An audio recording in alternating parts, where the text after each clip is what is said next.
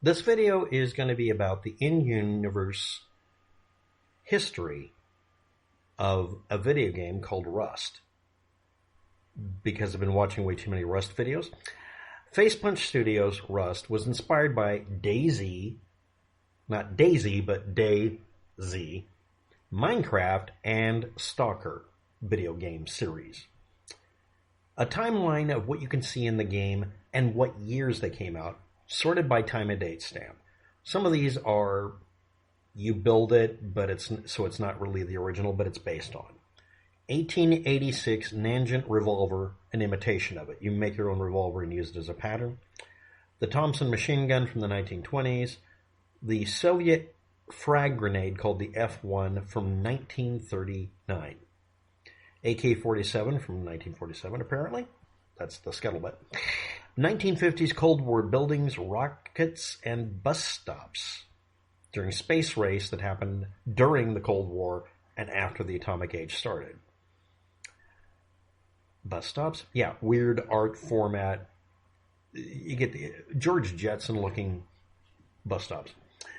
Lockheed's Hercules aircraft from the 1962's Boeing Chinook helicopters. 1966 ZIL 131 trucks. And also they were available to 1994, but that's the earliest date, is 1966. 1970s styled computers are seen. A Beretta M92 is seen that goes back, if you want to push the design, to 1979, or 76. Then we have 1980s to 1986 date-stamped computer media visible in the game. Then we have Bradley Fighting Vehicle, which is its actual name, from 1981. 1982's L96A1 rifle is depicted in it. A Beretta 92 from 1984 is also seen, but it's probably just the 1976 version, so we'll just use that. A machine gun, an imitation of it, called the M249 from 1984. Crown Victoria sedans that came out in 1990, and 1991 radiation meter that had that as a last date and time stamp for its last test. And of course we have the 1994 Colt M4A1 pistols. Or rifles. Which one is it? You have to look it up. Now, this is based on looking it up and gun experts weighing in and such. Now, a lot of these that I'm mentioning are people making imitations of it in the video game, because it's not a realism-based game. But anyway, there are also actual examples of these firearms. But that means that the time and date stamp for the existence of something you could pattern after happened after 1994. There's also a LR300 rifle that's from year 2000. The Bell Venom aircraft, the UH-1Y, 2001. A 2002 Heckler and Koch MP5 yada yada, which if you try to find the exact year that thing came out, you're not going to get an accurate answer, so that's my best guess. That one's got a huge amount of salt to take with it. Benelli Supernova, which sounds like so much like an 80s band, 2006 firearm, and a SIG-Sauer P250 from 2007, and an M39 rifle from 2008. In the game, if you run a server and you type year, month, day as commands, it will tell you that the current year that this all is set in, the year that the world of Rust is set in, is the year 2024, and the date is May 10th, or thereabouts. Now, most of this is from somebody doing a bunch of analysis. I'm standing on the backs of giants or midgets, depending on how you think of them, in a video that was done by somebody. Now, let's talk about the reality of this. Things with no in-game time context are being taken as in context to figure something out by that same YouTube channel. Things that don't have a time context. It has been set on huge or small, static or procedurally made islands. They're always an island for the Rust universe. The Rust island can be enormous or small. depending on how it's seeded and which version. The oldest original version of it had a huge island. And the same island will have Arctic, temperate, and arid environments mapped from north to south, which makes sense if you have high altitude at one end and low altitude at another, or if you have high altitude in the middle, you can have peaks that have really cold temperatures and such. That's not how it's laid out. It's just arbitrary, all the biomes. Spelling and price tags in the game, again, no time and date stamp, are not in Cyrillic. They're all in American. Spelling peculiarities, numbers, a lot of things is Americanized. But the 2013 original version with the very large island was set in a post-Cold War Soviet bloc country during a zombie invasion, which is considered pseudo-canonical or canonical. Canned. Now, 2014, they came out with the Red Mutant Bears and Wolves version with the expression, the tools to make the world are given to you. We give you the tools, you make the world. 2014, later, they did the Unity 5 experimental version, which has become the standard from there. 2015, the player's skin color and many characteristics were randomized, pseudo-randomized, based on the Steam ID. 2015, later, sometime, a night sky was added, and this showed a sky map in a skybox that had the North Pole below the horizon by around 10 degrees, which means that this would have to be an island below the equator by 10 degrees or so.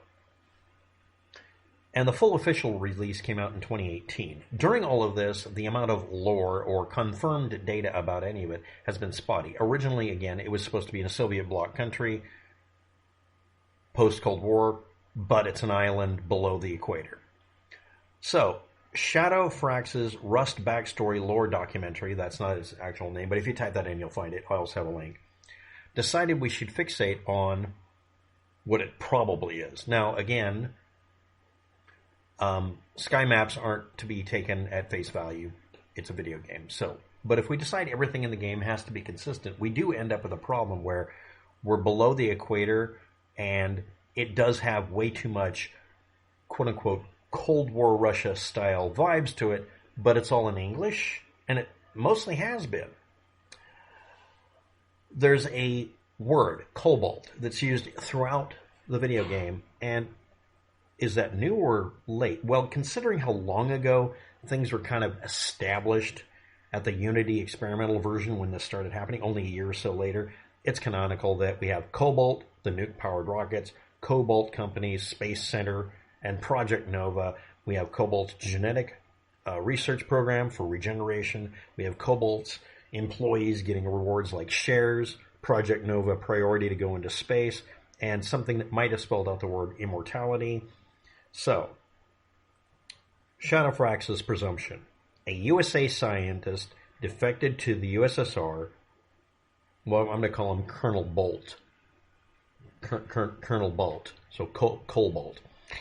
But anyway, the scientist defects to Russia. Wants an American-style environment to work in.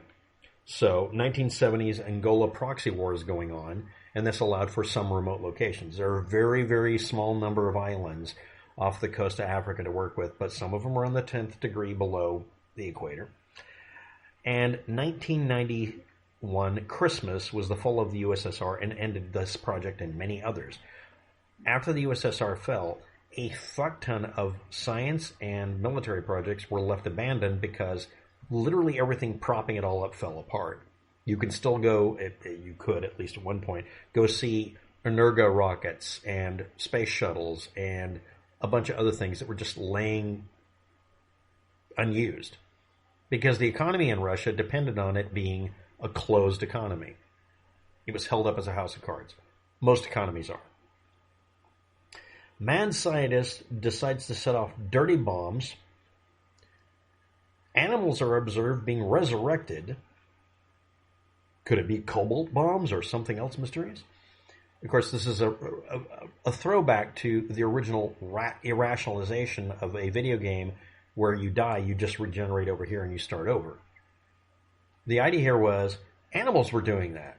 So the USA decides that now that we found the island, because it's been abandoned by not the Russians, but by this USA science defector that created this monster factory of an island, the USA decides to dump prisoners on the Rust Island for a Rust program for experimenting with people, figuring out how they respawn, because they saw it happen to a deer. Now that's the conclusion of Shadowfrax's YouTube video from 2018, which, by the way, was just after the full official release was done. This is canonical. This is all part of it. From 5 years of development processes, this was the reality, because it included Cobalt, the company, and some mysterious person who may or may not have been running it. It's not the one depicted in the promotional propaganda picture. And there was a Project Nova and possibly a Rust project. Now, it's minimalistic on what it talks about and how it justifies coming to these conclusions. Now, I'm going to bring up a couple of things. Rust is a video game, like all of the others, that has certain limits that are non-realistic. I should be able to dig a hole in the ground like Minecraft. And again, it was inspired by DayZ, Minecraft, and Stalker games, but it's supposed to be post-apocalyptic. But it's not post-apocalyptic. It's an abandoned area. This is a liminal space. This is the sensation of you being in the open areas in the back rooms, not really being in a room. You're in an environment that's been abandoned, like Chernobyl was. That's why it's considered quote-unquote post-apocalyptic, even if there was no apocalypse. Post-nuclear accident, yes, there's radiation pockets and entire areas with radiation, and there may be mutants, and you can decide that you should, there's a bunch of games like this. The Forest. Now, we're at the 12-minute and 5-second mark. Here we go. Is the video by Shadowfrax on the backstory, lore, and such for Rust, his documentary. He doesn't say it's the only interpretation. I agree with him. What do I see here? Okay. This is the part I'm going to actually tell you what I would do if I was trying to make a game do something. Deliberately locate an island that's not visible anymore, that's under the water, or use Point Nemo like the Gorillaz virtual band did, and come up with GPSs for it, find the exact location, and then adjust the sky and your time and date stamp. The time and date stamp is established. 2004, May 10th. Get out a copy of Stellarium or whatever, pick that date, pick that location, set it in stone, point it up at the sky, pause the camera, and figure out your sky before you even build the game. Make the skybox match that. And the way you do it is you pick midnight that day, and you make sure the sun is over here, and you just rotate them. It's a cheap and easy way to make a spherical skybox. You make a spherical layer, put some effects on it, it works fine. And then you have a pseudo roaming moon, but make it match where the moon is that day or week or whatever. And go forward in time and figure out the exact path of all the stars and planets, and you can make it look really realistic. Inside game, I've seen people play this game for, and maybe they'd pay attention to the sky, for the equivalent, because it's an hour equals a day inside the game, for the equivalent to 18 hours. Basically, how long can you stay up without switching out other players? If a person starts the game and sees the same repeating sky, would that mess with them? So say 24 hours. Make it a 15-day game inside the game. But do it a whole month's worth. If they stay up 30 hours, okay, then they're going to see a repeat. You can make a very convincing, very internally consistent time and date stamp in the future. It's only, at that point, like a decade forward. Remember, the game was originally started in 2013. We're now in 2023. And make all your lore up in the beginning, if you can do it. Now, if you can find somebody who actually did that with their video game and kept it straight, it's a challenge. I dare you to find one. I can't find anybody. So this is all caused by retroconning stuff and doing a pretty good job. But I do like the cutoff point in 1991 and it being the fall of the Soviet Union, and that makes some sense. It being below the equator, I'm kind of curious where Rust Island is. So the video will say, I failed to find Rust Island so far. And where would I put it? I'll leave a Google link or something below for you to find out. Where would I put Rust Island? Which island would I map? Thanks for watching. Have a good day. Good luck.